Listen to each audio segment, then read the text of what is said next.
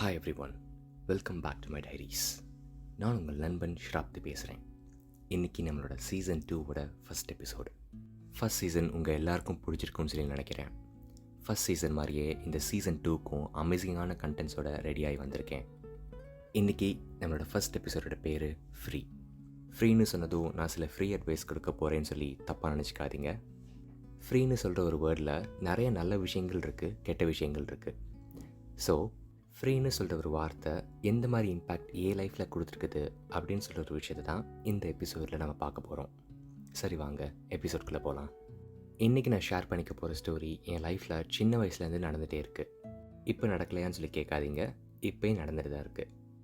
அந்த விஷயம் என்னென்னா, ஏதாச்சும் ஒரு ப்ராடக்ட்க்கு ஒரு ஐட்டம் ஃப்ரீயாக தராங்கன்னு சொல்லி டிவியில் அட்வர்டைஸ்மெண்ட் போட்டாலே போதும், நான் அந்த ப்ராடக்ட் எனக்கு பிடிச்சிருக்கா பிடிக்கலையான்னு சொல்லலாம் பார்க்கவே மாட்டேன். நான் பாட்டு கடைக்கு போய் எனக்கு அந்த ப்ராடக்ட் அந்த ஃப்ரீ ஐட்டம் கொடுக்கறதுக்காண்டியே அந்த ப்ராடக்ட்டை நான் வாங்கிட்டு வந்திருப்பேன். இது சின்ன வயசுலேருந்து இப்போ வரைக்கும் நடந்துகிட்டே இருக்குது. ஸோ ஒரு நாள் எக்ஸாக்டாக எந்த டைம்னு கேட்டிங்கன்னா, ஸ்பைடர்மேன் 2 ரிலீஸ் ஆன டைமில். ஸோ அந்த படம் ரிலீஸ் ஆகுதுன்னா அந்த படத்துக்குரிய ப்ரமோஷனல் ஐட்டம்ஸ் ஏற்ற மாதிரியே நிறைய ஐட்டம்ஸ் ஃப்ரீயாக கொடுப்பாங்க. அந்த மாதிரி கெலாக்ஸ் கார்ன்ஃப்ளாக்ஸ்க்கு ஸ்பைடர்மேன் ஐட்டம்ஸ் ஃப்ரீயாக கொடுத்துட்டு இருந்தாங்க. நான் ஆல்ரெடி ஸ்பைடர்மேனோட தீவிர ஃபேனாக டிவியில் அது போட்டோன்னே எங்கள் அப்பாட்ட அடம் பிடிச்சி ஒரு பெரிய கெலாக்ஸ் டப்பாவாக வாங்கிட்டேன். எனக்கு கார்ன்ஃப்ளாக்ஸ் பிடிக்குமா பிடிக்காதான்னு சொல்லி எனக்கே தெரியாது, ஏன்னா நான் இது வரைக்கும் அதை சாப்பிட்டது கூட கிடையாது. இருந்தாலும் அந்த ஐட்டம் ஃப்ரீயாக கொடுக்குறதுக்காண்டி எங்கள் அப்பாவை அடம் பிடிச்சி நான் கடைக்கு விட்டு போய் அதை வாங்கி கொடுக்க வச்சேன். வாங்கிட்டு வீட்டுக்கு வந்துட்டோம். நானும் கவரை ஓப்பன் பண்ணி வெப் பிளாஸ்டர் மாதிரி ஒரு ஐட்டம் கொடுக்குறாங்கன்னு சொல்லிட்டு அதை எடுத்து பார்த்தேன். நார்மலாக வெப் பிளாஸ்டர்னு சொல்கிற ஒரு விஷயம் நம்மளோட ஆர்ம் வரைக்கும் பெருசாக இருக்கும். ஆனால் இது என்னோடய உள்ளங்கையோட சிறுசாக இருக்குது. நான் பார்த்து கொஞ்சம் ஷாக் ஆகிட்டேன். என்னடா அது இத்தனோண்டு இருக்குதே, இதுலேருந்து எப்படி அந்த ஃப்ளூயிட் அட்டாச் பண்ணி வெப்லாம் வரப்போகுதுன்னு சொல்லி யோசிச்சுட்டு இருந்தேன். அப்புறம் இன்ஸ்ட்ரக்ஷன்ஸ் படித்து பார்த்தா தான் தெரியுது, அதில் ஃப்ளூயிட்லாம் போட தேவையில்லையா, ஜஸ்ட்டு தண்ணியில் முக்கி அதில் தண்ணியை சக் பண்ணிவிட்டு ஸ்ப்ரே பண்ணுமா, அது வெப்பு மாதிரி வருமா வெளில. இதை பார்த்ததுக்கப்புறம் எனக்கே ஒரு மாதிரி ஆயிடுச்சு. 2 வாட்டி யூஸ் பண்ணிவிட்டு தூர போட்டேன். எங்கள் அப்பா அவரோட வேலையெல்லாம் முடிச்சுட்டு வீட்டுக்கு வந்துட்டு, என்னமோ வெப் பிளாஸ்டர் ஃப்ரீயாக கொடுக்குறாங்கன்னு சொன்னியே, அது காமின்னு சொன்னார். நானும் அவர்கிட்ட காமிச்சேன். அவர் அதை பார்த்துட்டு, தண்ணியை உறிஞ்சி ஸ்ப்ரே பண்ணுறதுக்காடா என்னை 200 பே பண்ண வச்ச, என்கிட்ட சொல்லியிருந்தா நான் உனக்கு 20 ரூபாய்க்கு ஸ்ப்ரே பண்ணுற கேன் வாங்கி கொடுத்துருப்பேன், அதில் நீ தண்ணியை முக்கி இஷ்டத்துக்கு ஸ்ப்ரே பண்ணிட்டே இருந்திருக்கலாமே அப்படின்னு சொல்லி என்கிட்ட சொன்னார். அவர் அப்படி சொன்னதுக்கப்புறம் எனக்கு ஒரே அவமானமாக போச்சு. அவர் சொன்னது உண்மை தான், பொய்யெல்லாம் கிடையாது. இதெல்லாம் சொல்லி முடிச்சதுக்கப்புறம், வாங்கினது வாங்கிட்டோம், அட்லீஸ்ட் இந்த கார்ன்ஃப்ளேக்ஸ் ஆச்சு சாப்பிட்டு காலி பண்ணுன்னு சொல்லி சொன்னார். சரி ஓகே, நம்மளும் இதை சாப்பிட்டு பார்க்கலாம், அதில் போட்டிருக்க மாதிரியே நல்ல டேஸ்டியாக இருக்கும் போலன்னு சொல்லிட்டு அதை கொஞ்சோண்டு பவுலில் கொட்டி பாலை ஊற்றி வாயில் வச்சா வாயில் வைக்க முடியல. டேஸ்ட்டும் இல்லை, ஒரு மண்ணும் இல்லை. எதுக்கு வாங்கினேன்னு சொல்லி எனக்கே ஒரு மாதிரி ஆயிடுச்சு. ஏன்னா நான் நினச்சது சாக்கோஸ் மாதிரியே ரொம்ப டேஸ்டியாக இருக்கும், பாலில் ஊற்றி சாப்பிட்லனா கூட பரவாயில்ல, வெறும் வாயிலே சாப்பிட்டு காலி பண்ணிடலான்னு சொல்லி நினச்சேன். ஆனால் வெறும் வாயிலையும் சாப்பிட முடியல, அவ்வளோ கேவலமாக இருந்துச்சு. மேபி சில பேருக்கு பிடிச்சிருக்கலாம், எனக்கு பிடிக்கல, அதான் சொல்ல வரேன். அதுக்கப்புறம் கடைசியாக அந்த கம்ப்ளீட் பேக்கெட்டையும் அம்மாவும் அப்பாவும் சேர்ந்து சாப்பிட்டு தான் காலி பண்ணாங்க. அம்மா அதை சாப்பிட்றப்பெல்லாம் என்னை பார்த்து முறைச்சிட்டே இருப்பாங்க, ஏன்னா அவங்களுக்கு அது சுத்தமாக பிடிக்கல. அதே மாதிரி தாங்க ரீசெண்டாக இங்கே ஆஸ்திரேலியாவில் வுல்வர்ட்ஸ்னு சொல்லி ஒரு சூப்பர் மார்க்கெட் இருக்குது.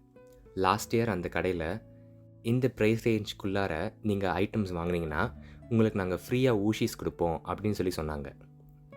ஊஷீஸ்னால் இந்த ஸ்பெஷல் கேரக்டர்ஸ் எல்லாத்தையும் ரப்பரில் குட்டி குட்டியாக பண்ணி கொடுப்பாங்க. அதை எப்படி யூஸ் பண்ணணும்னு சொல்லி கேட்டிங்கன்னா, இந்த ஷக்கலக்கா பூம்பும் பென்சிலில் பார்த்தீங்கன்னா பின்னாடி ஒரு பெரிய ஒரு மண்டையை குத்தி கொடுத்துருப்பாங்க.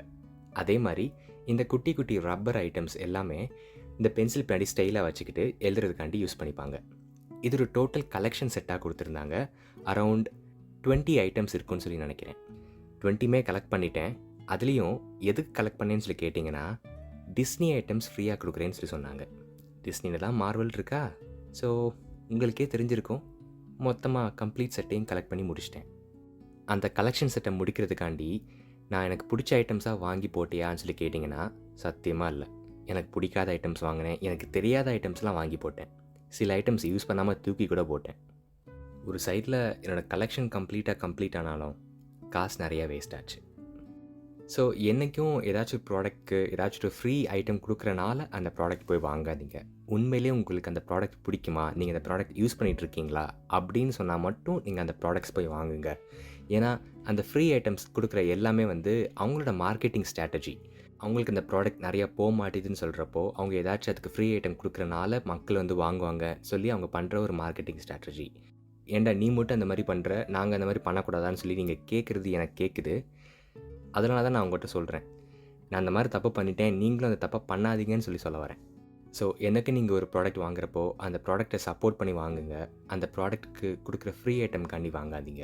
எப்போ நீங்கள் ஒரு ப்ராடக்ட்டை அவங்க கொடுக்குற ஃப்ரீ ஐட்டம்காண்டி வாங்க போகிறீங்களோ அன்றைக்கி நீங்கள் உங்களுக்கு பிடிச்ச ஒரு ப்ராடக்ட்டை வாங்காமல் போவீங்க.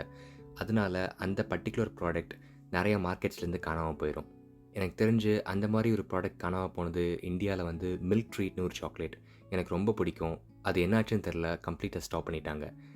நிறைய பேருக்கு இது தெரிஞ்சிருக்குன்னு நினைக்கிறேன். இதே மாதிரி உங்களுக்கு ஏதாச்சும் ஒரு ப்ராடக்ட் மார்க்கெட்லேருந்து கம்ப்ளீட்டாக காணாமல் போனதை பற்றி தெரிஞ்சிச்சுன்னா எங்கள் கூட ஷேர் பண்ணுங்கள். அப்புறம் நீங்களும் இந்த மாதிரி ஃப்ரீ ஐட்டம்ஸ் கொடுக்குறனால சில ப்ராடக்ட்ஸ் வாங்கியிருந்தீங்கன்னா அது நீங்கள் ஞாபகம் வச்சுருந்தீங்கன்னா அதை என் கூட ஷேர் பண்ணுங்கள். நம்ம அதில் ஷேர் பண்ணலாம். அப்புறம் எனக்கு நீங்கள் ஃபஸ்ட் சீசன் கொடுத்த சப்போர்ட் மாதிரியே செகண்ட் சீசனுக்கு சப்போர்ட் பண்ணுங்கள். இன்னும் நான் உங்களுக்கு நிறையா கண்டென்ட்ஸ் கொடுக்க வெயிட் பண்ணிக்கிட்டு இருக்கேன். நீங்கள் இன்னும் சப்ஸ்கிரைப் பண்ணலன்னா ஸ்பாட்டிஃபை, கூகுள் பாட்காஸ்ட்லலாம் என்னை ஃபாலோ பண்ணுங்கள், சப்ஸ்கிரைப் பண்ணுங்கள். It's completely free of cost.